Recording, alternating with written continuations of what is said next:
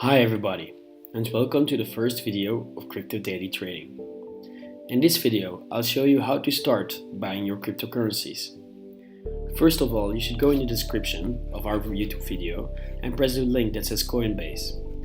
Coinbase is the main marketplace for the biggest cryptocurrencies like Bitcoin, Bitcoin Cash, Ethereum, and Litecoin. On this website, you'll be able to buy your crypto with your normal card. First of all, you'll have to sign up for an account.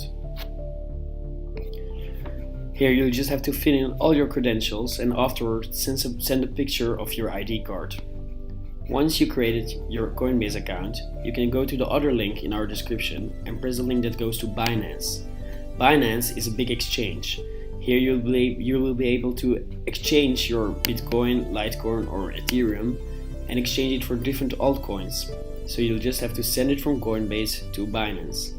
Again, you'll have to register for an account, fill in your credentials and start building up your portfolio.